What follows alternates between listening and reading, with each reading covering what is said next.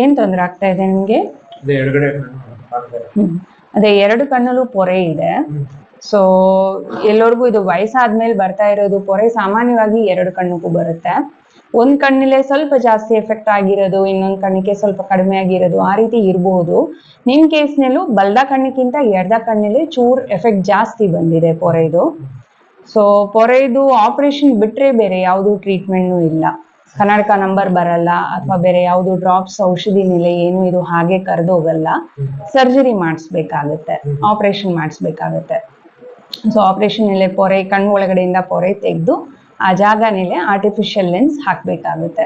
First ನಿಮ್ ಕೇಸ್ನಲ್ಲಿ ಎಡದ ಕಣ್ಣುದು operation ಮಾಡಿಸ್ಬೇಕಾಗುತ್ತೆ. ಸ್ವಲ್ಪ ಟೈಮ್ ಗ್ಯಾಪ್ ಕೊಟ್ಟಿದ್ಮೇಲೆ ಅದೇ ರೀತಿ ಬಲ್ದ ಕಣ್ಣುಗೂ ಮಾಡಿಸ್ಬೇಕಾಗುತ್ತೆ. ಆಯ್ತಾ?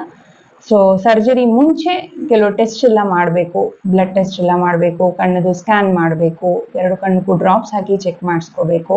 ಅದೆಲ್ಲ ಇವಾಗಲೇ ಮಾಡಿಸ್ತೀವಿ. ಒಂದು ಹತ್ರ 1-1.5 ಗಂಟೆ ತನಕ ಟೈಮ್ ಆಗ್ಬಹುದು.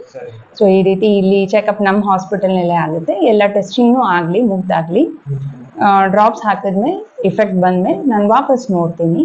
ನೋಡ್ಬಿಟ್ಮೇಲೆ ಯಾವಾಗ ಮಾಡೋಣ ಏನಿದೆ ಅಂತ ಅಪಾಯಿಂಟ್ಮೆಂಟ್ ಫಿಕ್ಸ್ ಮಾಡ್ತೀನಿ. ಓಕೆನಾ? ನಿಮ್ಗೆ ಏನಾದರೂ ಕ್ವೆಶನ್ಸ್ ಇದೆಯಾ ನಿಮ್ಮ ಕಡೆಯಿಂದ?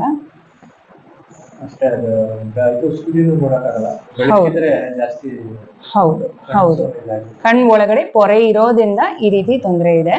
ಬಟ್ ಇದು ಬೆಸ್ಟ್ ಪಾರ್ಟ್ ಏನಿದೆ ಅಂದ್ರೆ ಪೊರೆ ತೆಗೆದು ಲೆನ್ಸ್ ಹಾಕಿದ್ಮೇಲೆ ದೃಷ್ಟಿ ನಿಮ್ಗೆ ಎಷ್ಟು ಪೊರೆಯಿಂದ ಎಷ್ಟು ದೃಷ್ಟಿ ಹೋಯ್ತು ಅಷ್ಟು ವಾಪಸ್ ಬಂದ್ಬಿಡುತ್ತೆ. ಸೊ ರಿಕವರಿ ಫುಲ್ ಆಗಕ್ಕೆ ಚಾನ್ಸಸ್ ಇರುತ್ತೆ. ಆಯ್ತಾ?